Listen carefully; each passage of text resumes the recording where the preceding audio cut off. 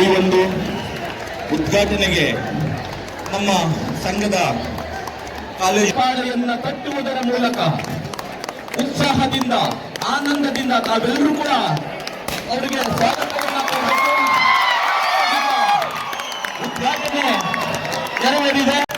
ಧನ್ಯವಾದಗಳನ್ನು ಈ ಮೂಲಕ ನಾನು ಸಲ್ಲಿಸ್ತಾ ಇದ್ದೇನೆ. ಕಾರ್ಯಕ್ರಮ ವಿಜೃಂಭಣೆಯಿಂದ ಆಗಿದೆ. ಈ ಒಂದು ಉದ್ಘಾಟನೆ ಜುಗಳ ಆಡಳಿತ ಮಂಡಳಿಯ ಕಾರ್ಯಾಧ್ಯಕ್ಷತೆ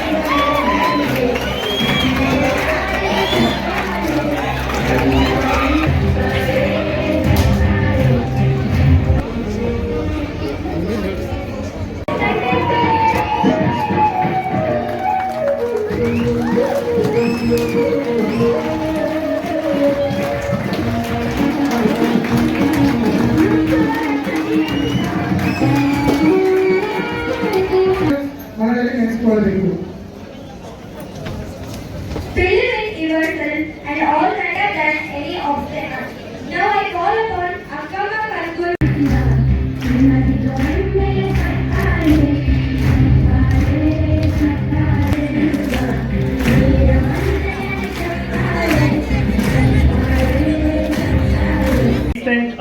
Hearty congratulations to all the freshers or first year students today.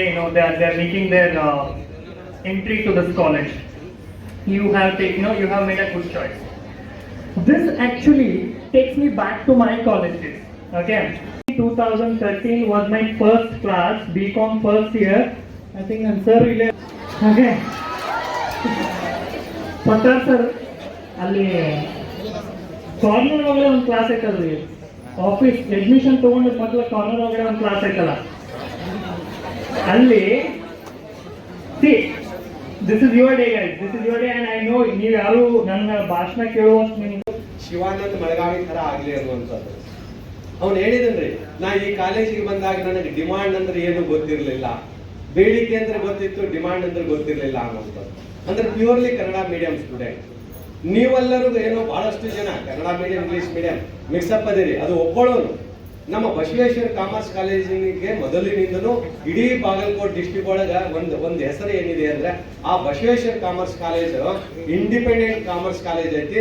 ಅಲ್ಲಿ ಏನಪ್ಪಾ ಕನ್ನಡ ಮತ್ತು ಇಂಗ್ಲಿಷ್ಗೂ ಹೆಚ್ಚು ಮಾನ್ಯತೆಯನ್ನು ಕೊಡ್ತಾರೆ ಅನ್ನುವಂಥದ್ದು. ಇವತ್ತು ಶಿವಾನಂದ ಮಳಗಾವಿ ಎಷ್ಟು ಚೆನ್ನಾಗಿ ಇಂಗ್ಲಿಷ್ ಫ್ಲೂಯೆಂಟ್ ಆಗಿ ಮಾತಾಡ್ತಾನ ಅಂತಂದ್ರೆ ಅದಕ್ಕೆ ಬೇಸ್ ಯಾವ್ದಾಗಿದೆ ಅಂದ್ರೆ ನಮ್ಮ ಕಾಲೇಜ ಬೇಸ್ ಆಗಿತ್ತು ಅಂತ ಅವ್ನು ಹೇಳಿದ್ದಾನೆ.